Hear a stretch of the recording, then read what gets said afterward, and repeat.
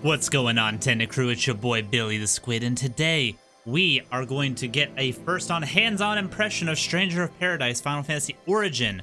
And of course, we gotta look cool while we do it, because this game's all about looking and being cool. So, without further ado, let's go ahead and hop right on in to the trial. So for anybody that is unaware, there is a new Final Fantasy coming out by the name that I just said.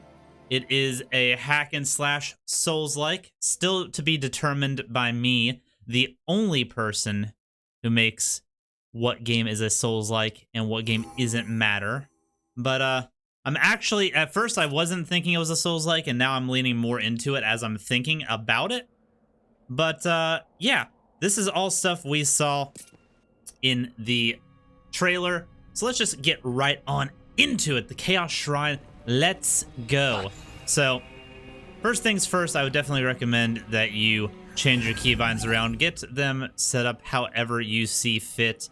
The default keybinds of this game are a little odd, and they may, if you are coming from other action RPGs or a Souls game, be a little non-intuitive. So, the only thing I really changed was my dodge to circle.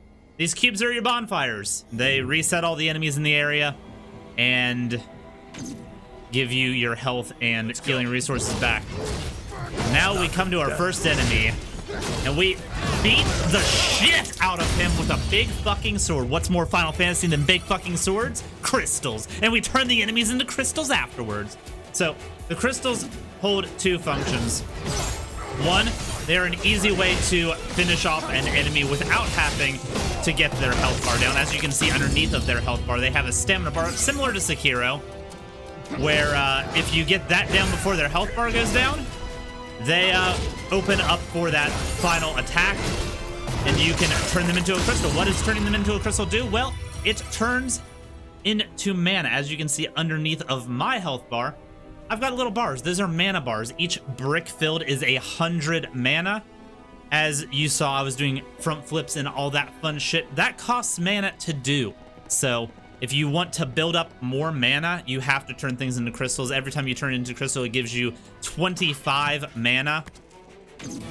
And at 4 enemies crystallized, you have a full new mana bar. Hiya! And this is what I was saying in the trailer reveal, that it kind of has a Prince of Persia Sands of Time feel to it. But I am both happy and a little sad that it's not a requirement for you to crystallize the enemies. Also, by the way, guys, plunging attack. Hiya.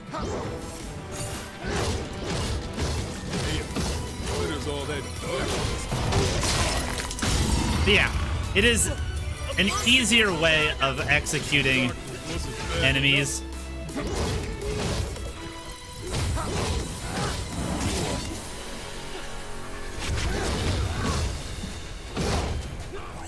These big guys always whip my fucking ass. So, smaller enemies, you can definitely stagger around with your attacks. These big guys, not so much. They tend to kind of just not care. And that's a little bit of a frustration point. It makes finding openings into getting stuff done a little awkward. Also, if you wanted to bypass the fight altogether, you could just come up and wreck that butthole, but it might be a little bit difficult to do with the big gobo behind you. Shut up, Ash. Above my health bar, by the way, you have the healing resources. You gain 5 of those every time you rest at a cube. And as you go through, sometimes enemies will drop more, sometimes you will just get your shit pushed in right by the first enemy, and you will have no healing items off the get. So, before we get too much more into the action, I kind of want to go through what all of this is, because the menu is not very intuitive, and I kind of want to explain that out to you. And we'll go into more details later about, like, nuances of this. But first, battle settings is your gear. You can equip your job. We only have the swordsman right now, but we will get more soon. And then you got equipment. Each equipment has a level to it. It increases the damage that it does the higher the level is. There is also different armor sets. As you can see here, I'm in the Stranger's Tunic. You switch to the Twilight Tunic, A little bit better. Not going to give me very much magic resistance, but who the fuck cares? It looks cool, and that's the best thing about this game. As opposed to Final Fantasy VII, where any of the gear you equip did not show up on your character except for like the few little materia slots that showed up glowing on your weapons. This actually has full customizable armor sets. I don't know if there's going to be a transmog system. That would be neat, but I don't think it's necessary. Also, as you're playing through, these little things here are like tutorial beats. We're not going to fuck with those. And then you have parrying. Parrying serves two functions. One, it will build up your magic back. It won't give you more magic gauge, but it will fill up your magic bar. And on special attacks, like what that bomb just did, where he cast fire on me, I caught it with my parry glove. I was able to then cast fire back out. There is a mage-based class in this game. Don't get me wrong. It does exist, but in a pinch, it is very, very good. So we're gonna do it again here. Boop, got it. And then square, 1, 2, buckle my shoe. And we just wrecked that Gobo straight up with the fire. Now he's gonna do wildfire bullshit. As you can also see, you also have a companion system similar to how Final Fantasy 15 did it, kind of similar to how Kingdom Hearts does it. They kind of do their own thing. You don't really have a way of micromanaging what they do. You don't see their health bars or anything like that, so you kind of don't get a good vibe on how low they are, how much health or stamina they have left. They will easily get down. If you want to pick them back up, you run over, and it does cost one of your healing items to pick them back up. We got a hallway through a bomb full of bombs here. We're just gonna catch one of these, or not. They're just gonna target onto my dude, and we're not gonna get anything. So we're just gonna bypass that fight, because that is another neat thing that I found out about this game. Is it seems like there's gonna be some branching pathways on how you go about doing these fights.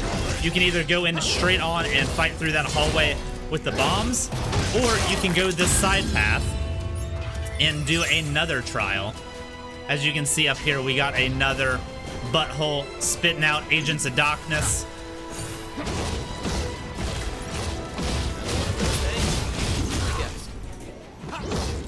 If we just do a little spin to win action on him, no harm, no foul. Pop the butthole. Like I said, if you destroy the butthole of darkness, it will kill every enemy that that it had spawned since the fight. So if you're wanting to rush through, you can do it that way. More spin to win. Each spin costs more magic, by the way, so they get progressively more costly as you spin, but they also get progressively more damaging as they go, especially to that stamina bar. And we leveled up.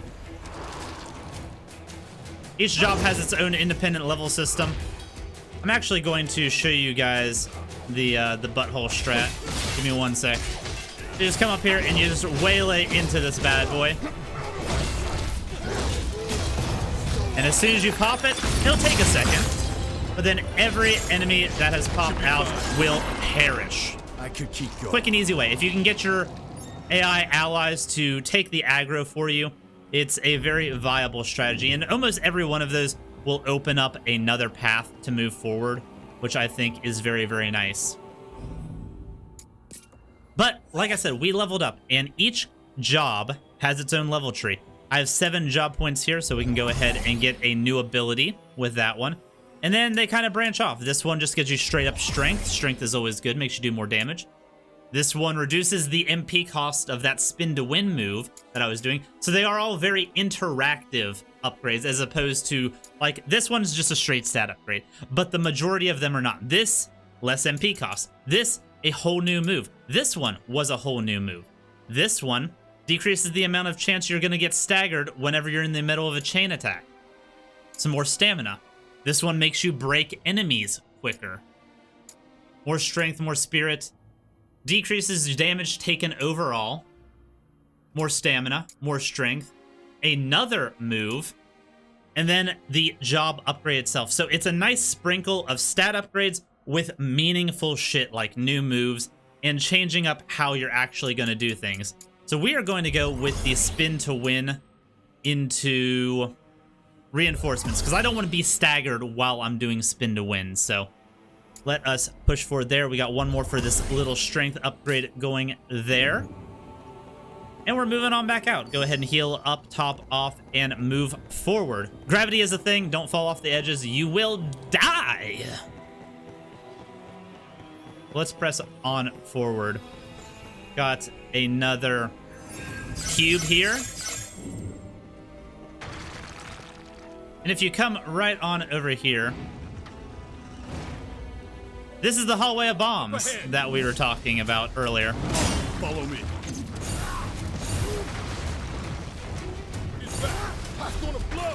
And the magic system works in this game in really, really neat ways. So, as you can see, I collected the fire from the bomb.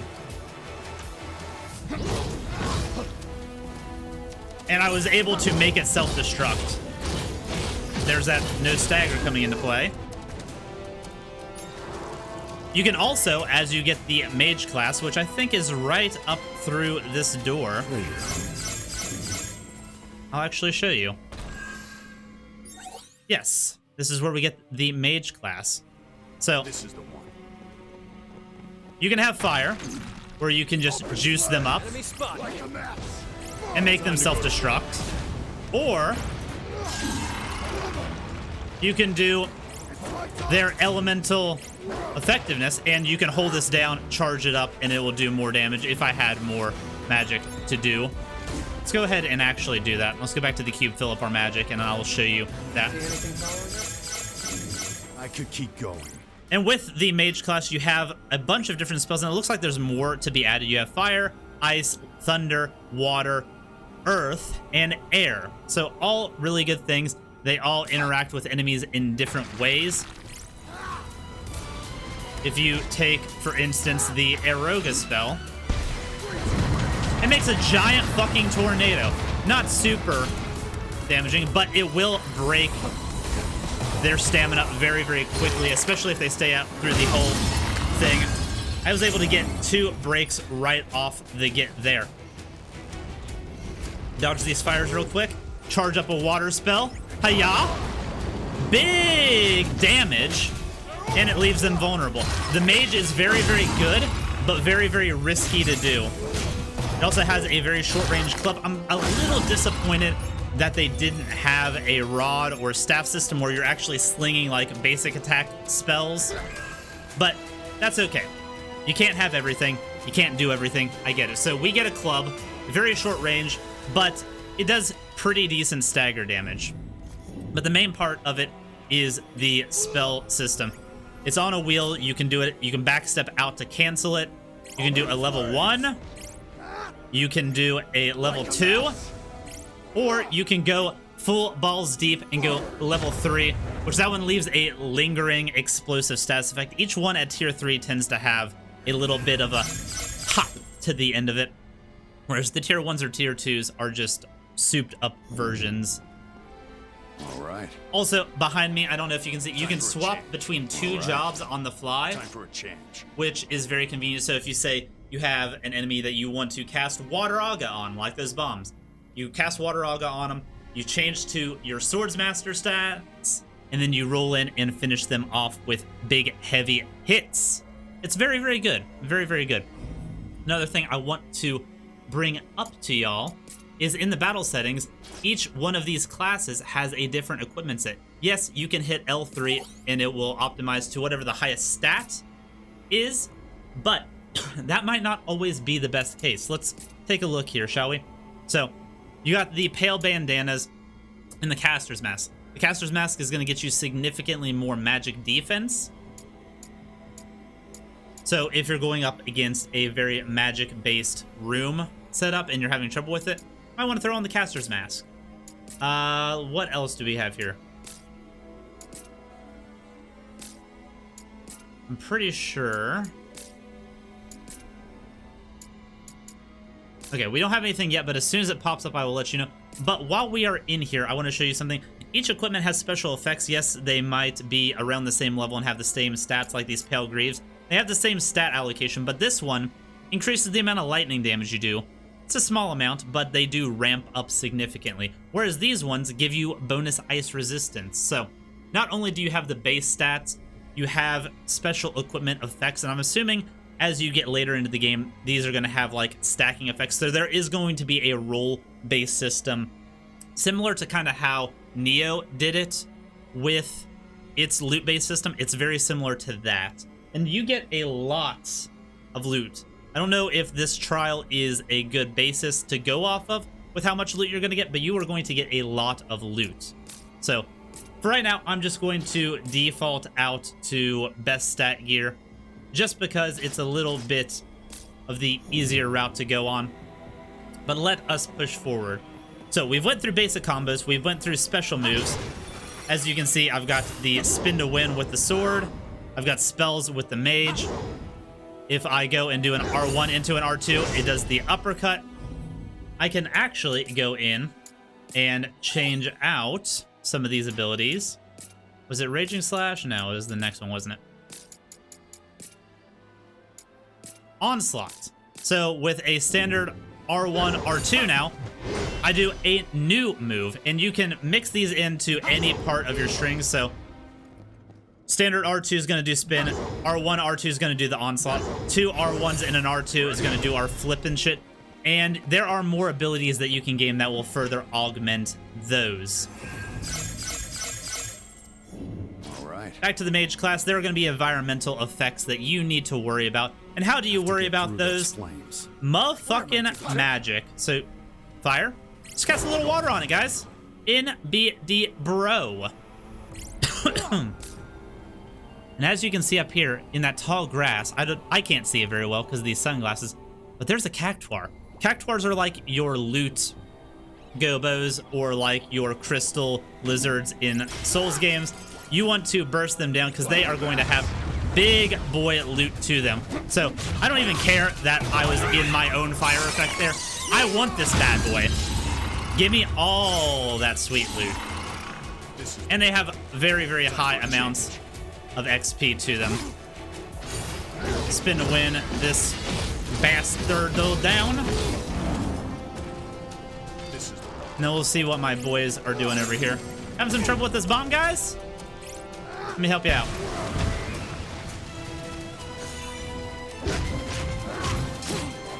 In a little low, top off. And then we break him for that sweet, sweet magic. Time for a change. And then, yeah, go back on in, swap out loot. I do like that there is an auto-equip function. If you're in an area where you don't care so much about your loot requirements, that is a very quick and easy way of going about things. If you are up against something that you need to specialize in, there are options for that as well. But that is not all as far as the customization goes in this. Let me go take out this butthole of darkness real quick. Open up this secret path, by the way. Like I said, each one of those tends to have some environmental implication. This one opens up a path that you can run up and get a little bit more loot. Again, gravity is a thing, so please be careful. So we got that loot. We can head right on back down. And let me show you one of the other functions of this game. So you have your special moves, you have your combo finishers, you have your spells. What else could they possibly have? Well, they have buffs. As seen, this is Lightbringer. What Lightbringer does is it burns one of your mana bars completely, so it gets rid of it altogether, but it makes it so that you permanently remove enemy stamina. It makes it so that their stamina bar decreases with every hit that you do. As you can see, it burns off there at the end. It also makes you do increased stamina damage. So in a lot of cases, it is beneficial for you to actually burn off your mana reserves. especially if you're surrounded, because as you can see, as I Hulk out, it sends enemies flying around me. And if enemies hit walls, they take bonus stamina damage, as I will show you here. Baya. And then if you are getting the constant stamina breaks, you'll be filling those mana bars back up very, very quickly. It's not much to worry about, especially in large pack group enemies. It's very, very convenient to just go ahead, Hulk out, and just shatter them. You'll be getting back more than you will be getting. I also believe while you're in that mode, you are harder to stagger. Correct me if I'm wrong. I do believe that is how it works. Also, you can use enemies as environmental effects. So I want to send this bomb down below. Fall damage affects enemies down there. And now that whole area is engulfed in flames. If there were enemies down there, they'd be taking fire damage. I already aggroed them all, killed them all. Doesn't matter. But that is another thing to keep in mind. Now that that room is clear of all the base enemies, we just have the Alpha Wolf.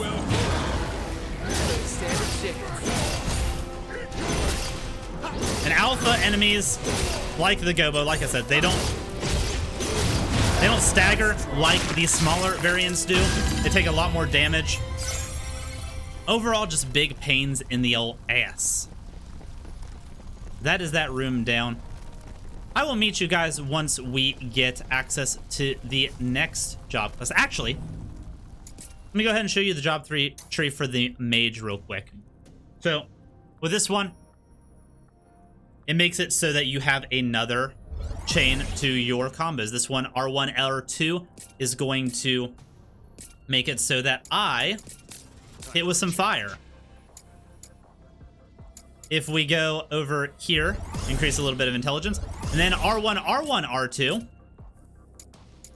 is going to be ice. So you can actually sway in each of these elements into your basic combos, so you don't necessarily need to stand back and cast. Let me go ahead and show you real quick how it works. So you got your R1, R2, R3, and then it kind of goes into the spin move. Pretty neat, right? But then R1, R2, boom, big fire blast.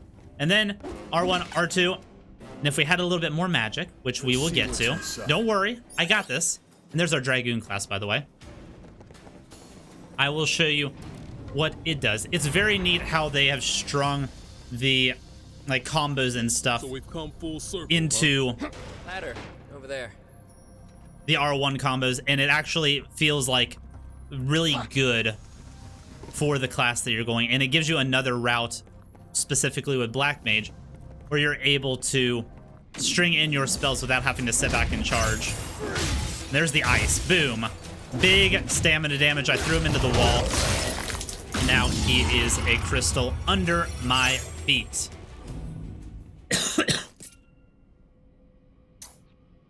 Let's go ahead and finish this tree out. I do believe we'll have enough to get it done. Stamina upgrade, and then we get the new job, Warrior. Each one of these classes, Swordsman goes into Warrior, Mage will turn into Black Mage, Lancer will turn into Dragoon. They all have advanced jobs. So if you go over here to advanced, that unlocks a whole nother skill tree. The cool thing about these advanced jobs also, that I will show you, is most of them increase the amount of weaponry that you're able to actually bring. So if I go up here and change Swordsman to Warrior, as you can see in here, Warrior is able to use the Greatsword and the Lance. Dragoon is also able to use Greatsword and Lance. Have not maxed out Black Mage, so I don't know what variants they will bring in. I would assume they will bring in the Lance, and then so on and so forth. So it's a very, very neat way of kind of increasing your job without it outright, like, you've put in 14 levels into the other one. This one is just a straight up upgrade from that. As far as the stats go, let me go into the battle settings and show you real quick. So we have a level 14 Swordsmaster, and we are going to go down in almost all stats except for agility by switching off of the Warrior class. So it is just a straight up buff. Good thing about the Warrior class as well is any abilities that you have gotten from Swordmaster you can string into your combos, as well as the Dragoon. if you, or the Lancer, if you have Lancer moves, then you have the spear equipped, you can have it set up so that those combos are able to be utilized within the warrior class. All right.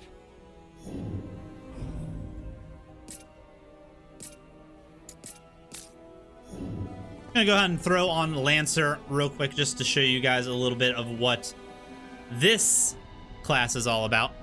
The Lancer, from what I've gathered, is more of a single target focused melee, whereas the Swordsman was doing big sweeping AoEs. This one seems to be a lot more single target focused. It also does heavy tolls on stamina damage, much more than what the Greatsword is doing. The Greatsword is very much a full up damage.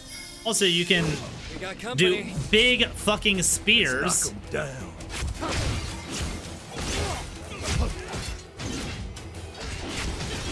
And do ridiculous amounts of damage from very far away.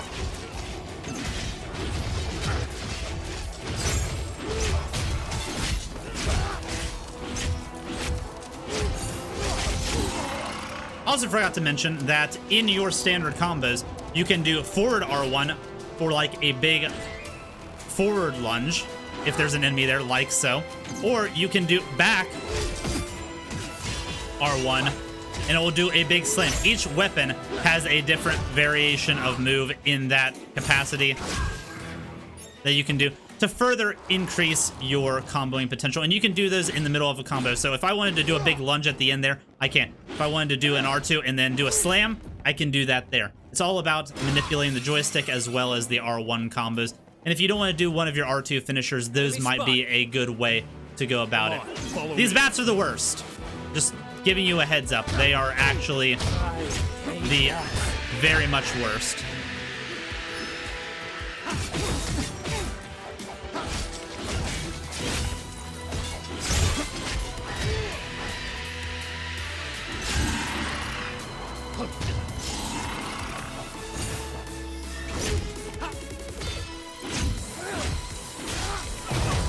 Break this little bitch.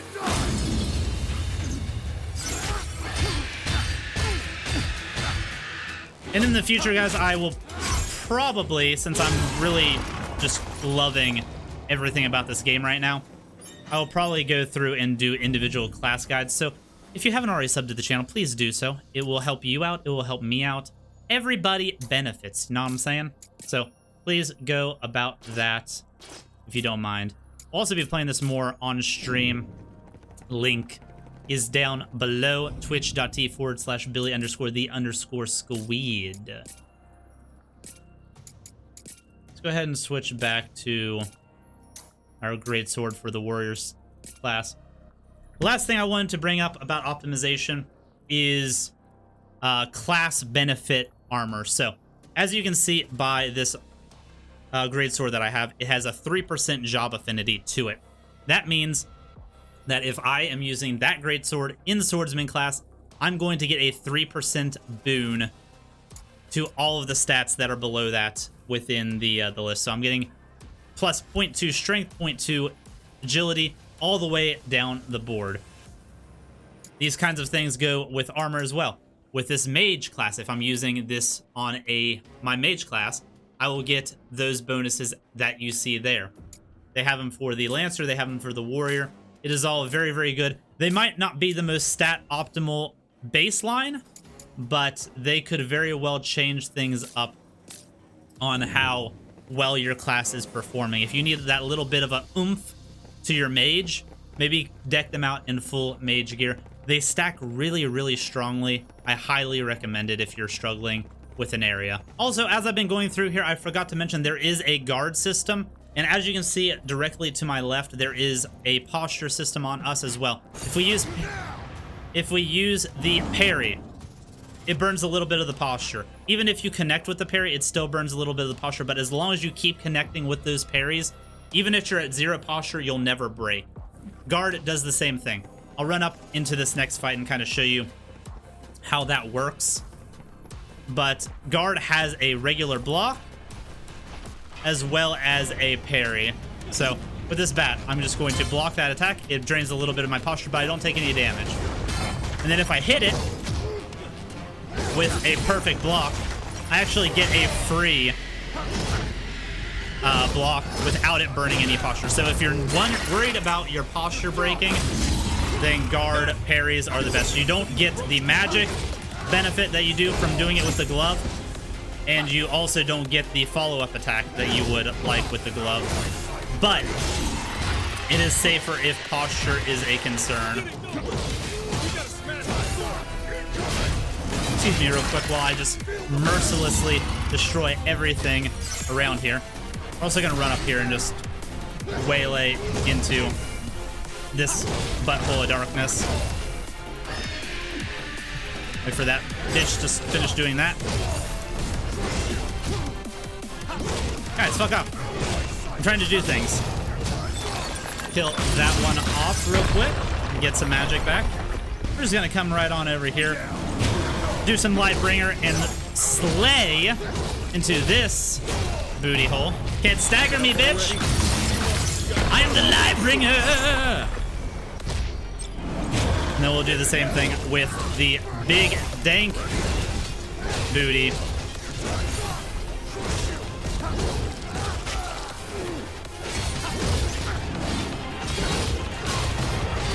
And with 0 health to spare, we get that one done. So if you want to bypass fights, you can tank through that kind of stuff. It's a little bit risky.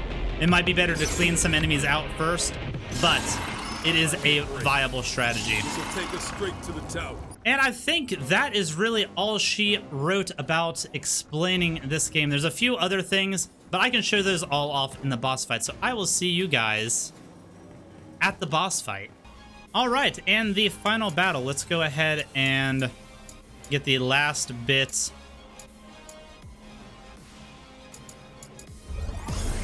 of leveling done on these classes that we're going to be using. Make sure our armor and weaponry is up to snuff. Time for a change. And let's get on in here and see what this boss has in store for us, shall we? Again, you've seen this cutscene in the trailer. I'm just gonna go ahead and skip it. It's Garland. You know, the bad guy from Final Fantasy 1? Wild, I know. In we go. So dodging and parrying is very much similar to how I would say Sekiro does its combat, but a little bit more forgiving on the dodge front. Firebringer, so he's buffing with fire. So if I can get him off of my ass, I'm just gonna hit him with a little bit of water. That puts a sword out. Pretty neat there. Now we go back to greatsword and back on the offensive. Maybe. Okay. Now we're back on the offensive. Just stand there. God.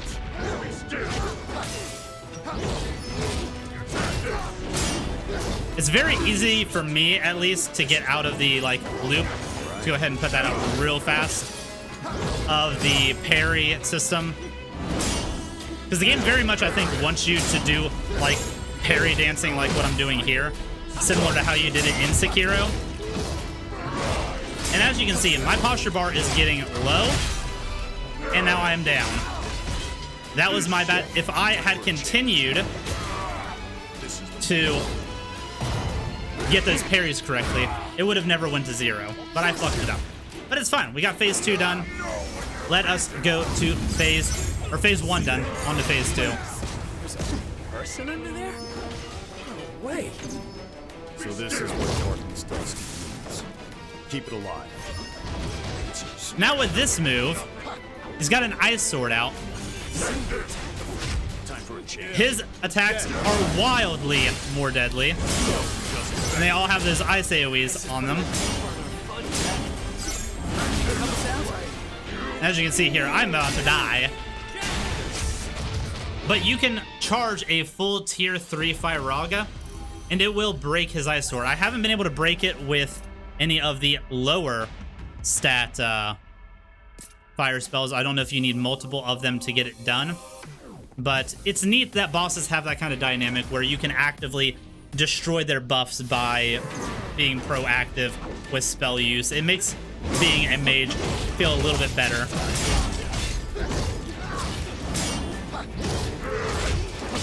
So let's see if we can waylay into him.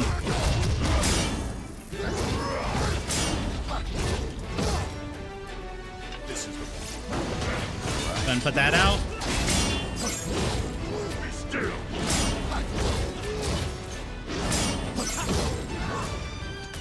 And as you can see here, every time I parry him, he is losing stamina, so now I'm at 0 stamina myself, and that's when I get hit. But he buffed, so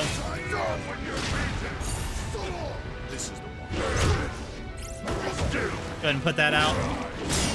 We'll just finish him off with the old mage boy, because we haven't really done much mage melee. And then that brings him down to the halfway point for the phase change. And we get a bunch of magic. That move is the worst. AoE, because why not? If you can get your dudes to gain aggro, it is very easy for you to break him out. Or you can just have your dudes fucking pummel him as he tries to man walk at you. AI might need a little bit of work.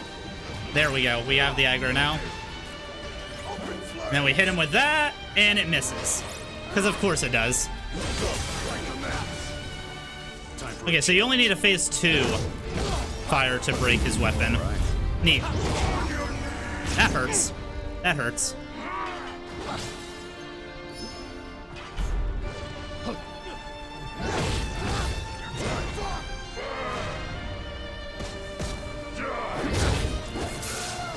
That hurts as well. All right.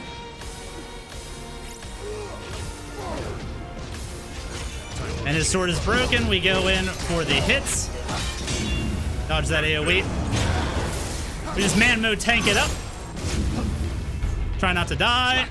Oh my god, and we're gonna get grabbed. But that kind of gives you a little bit of the level of difficulty that this game can bring. I'm not gonna go through this fight again because I feel like that kind of gave you guys a good gist of it, and I want you guys to experience victory for yourselves. So let me know how you guys are liking the trial in the comments below if you've played it. Let me know what you think of the game if you're not able to play the trial.